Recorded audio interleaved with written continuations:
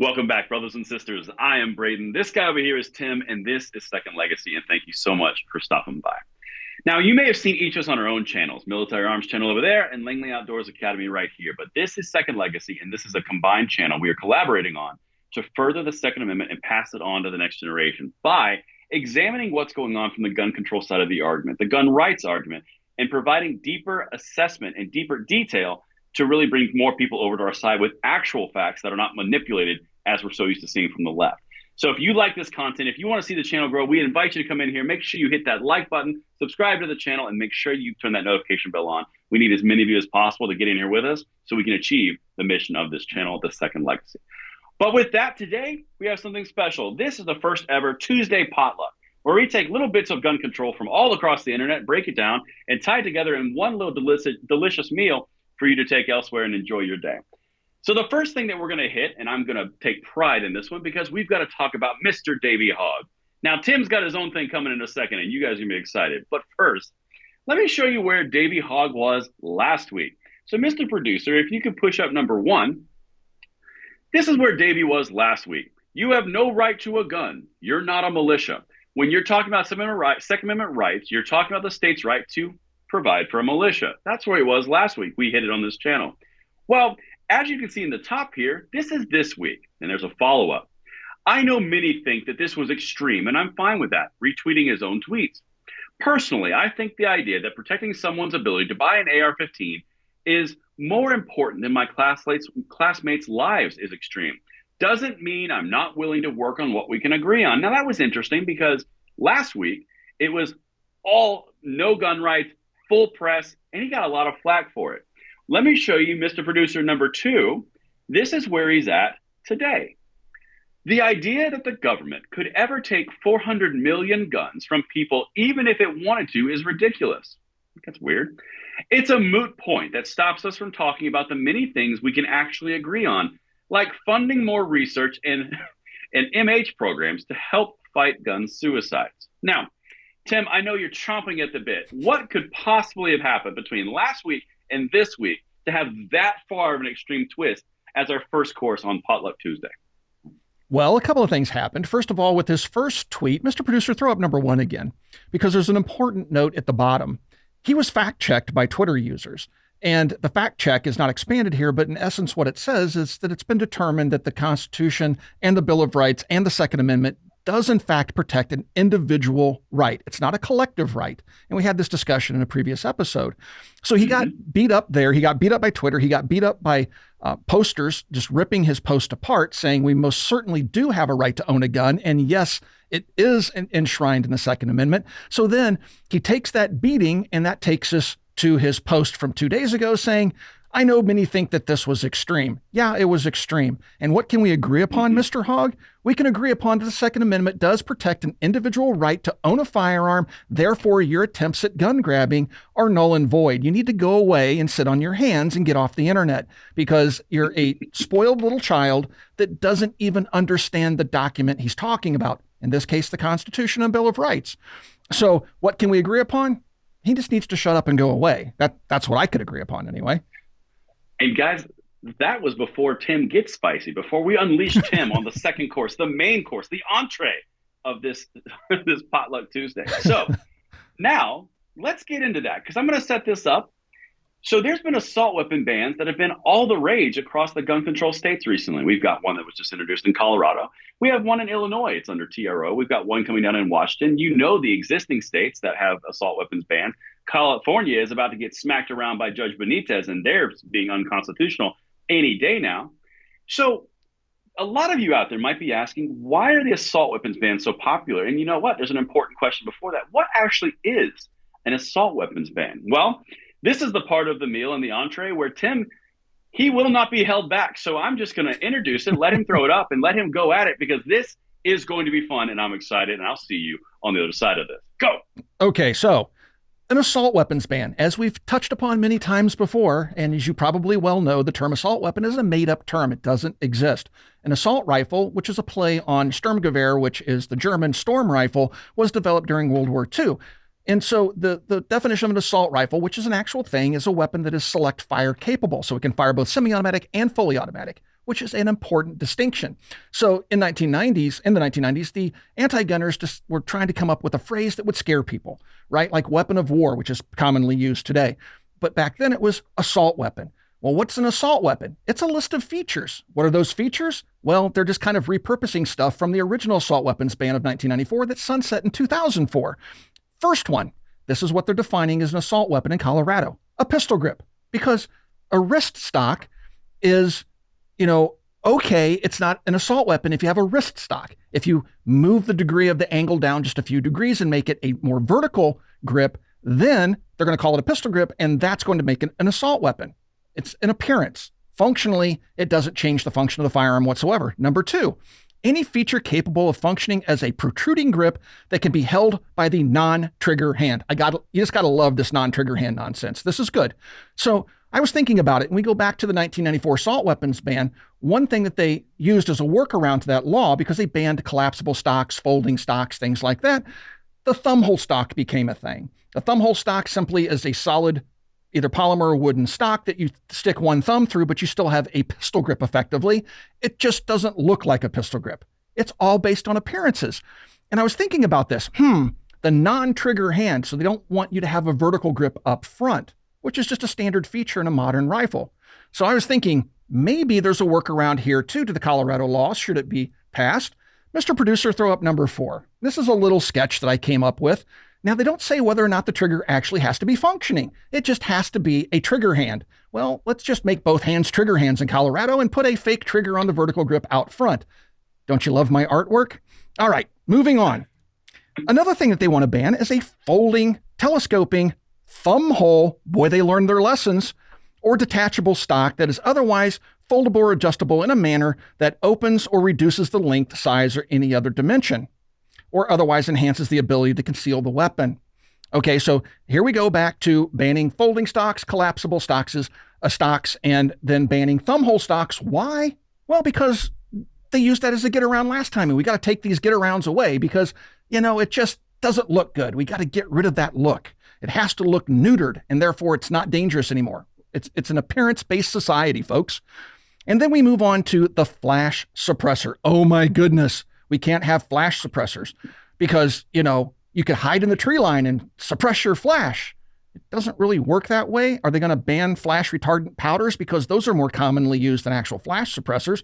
So it's just nonsensical. It's all about feelings and emotion, and it just sounds dangerous. And a flash suppressor looks much more menacing than a barrel that's just featureless, that has nothing on the end.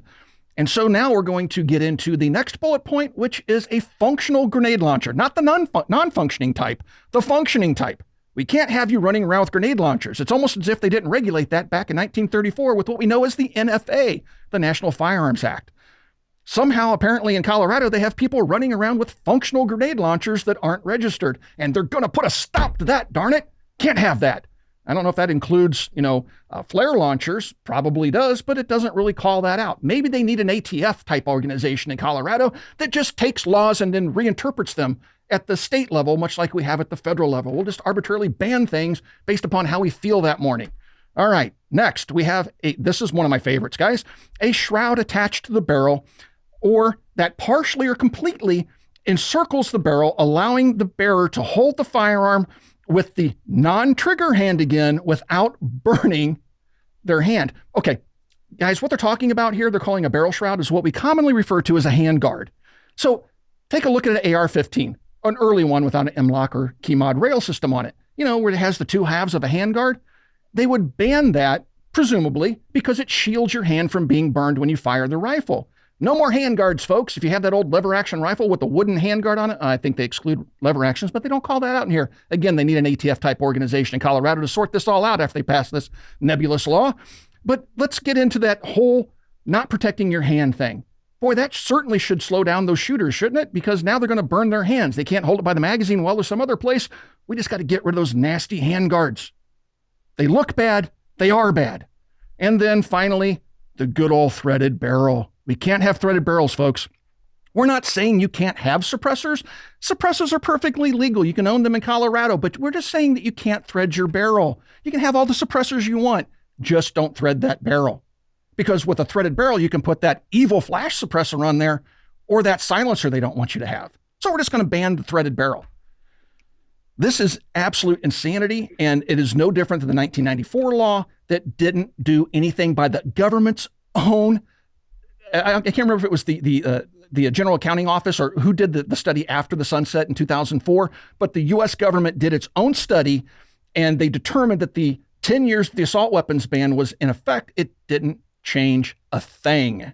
And yet they keep going back to the well for this exact same type of legislation, and it's disgusting. That was delicious. Tim rants. That was. I think that qualifies as a Tim rant. I think that might have to be a mainstay. You guys can let me know in the comments if you enjoyed the Tim rant, because that was great, and there was no editing that needed to be done. It was next level. I was waiting for you to say birdcage. I was waiting for the birdcage, but so far for this delicious potluck, we've had David Hogg as the opener. We've had the Tim rant for the entree, but now we've got to wrap it up with one thing, which I find personally very fascinating. So there's something going on in Florida. I'm sure you guys have heard about it, the constitutional carry bill. Well, there's a lot of consternation around said constitutional carry bill because the Republicans there put forward a bill that had some problems. Now, the gun rights side of the argument is saying there's no open carry here. There's a lot of restrictions. This isn't constitutional carry. You're going halfway. You're kind of doing halvesies. Well, that was the fight up until about 2 days ago when Ron DeSantis came out with GOA in a statement. And well, not excuse me, let me clarify that. Not partnered with GOA, was talking to a GOA state director and said, I absolutely support open carry, but I don't think the Republicans in the legislature are going to pass it. Therefore, throwing the Republicans in the state legislature under the bus. Now, this is very interesting. So before I give my take on it, Tim, what do you think's going on here? Because that's what happened. This is interesting. So this played out in Indiana just recently. So we just became a constitutional carry state. But for years, it was the Republicans in the state legislature that were holding up the constitutional carry bill from passing. Republicans.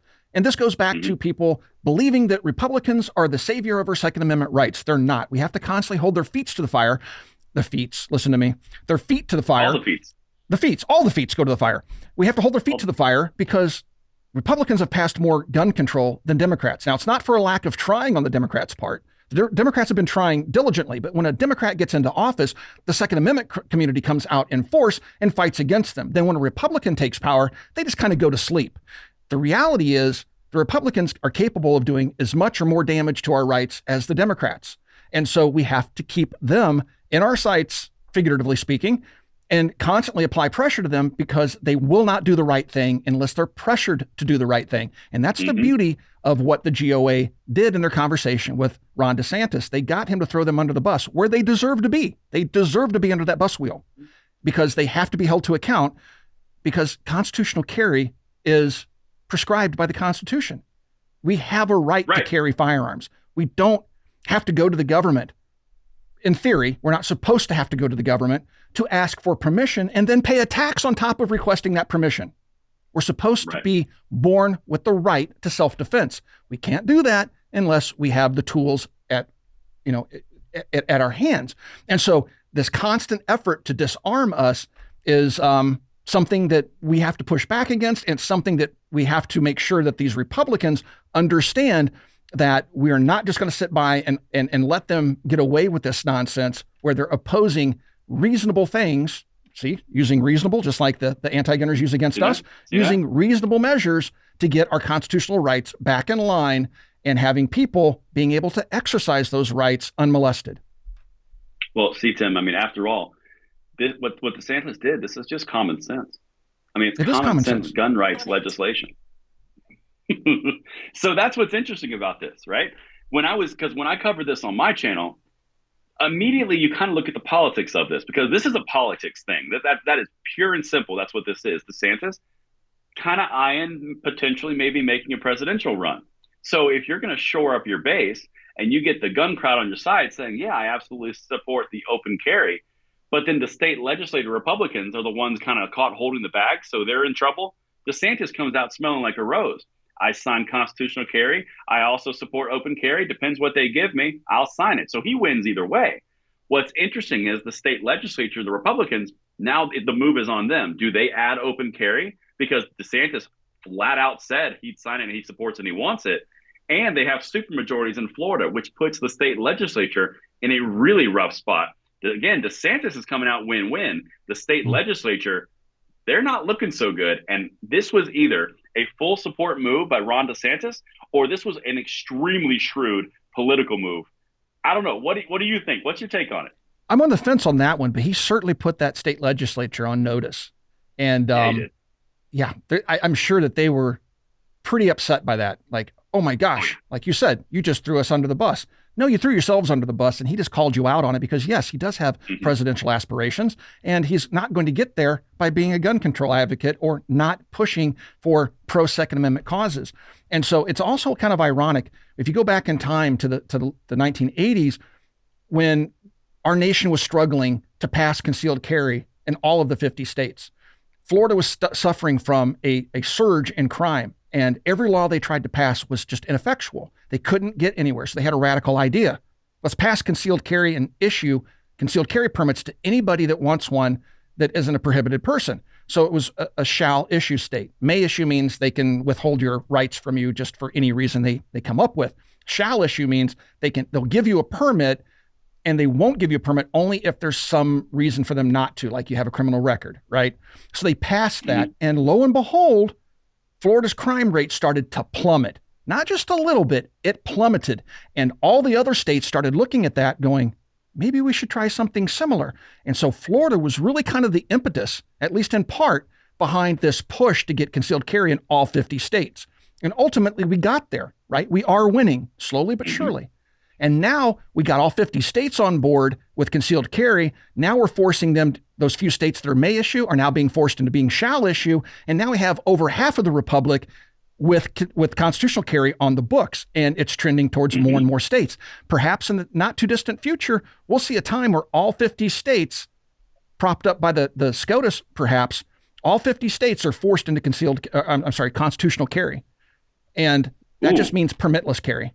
And that's where we're going. We're winning. We're getting there. And Ron DeSantis is 100% right. That's a bold prediction on this Potluck Tuesday. I want to push for it. I want to push for it. We got there with concealed carry. We can get there with constitutional carry.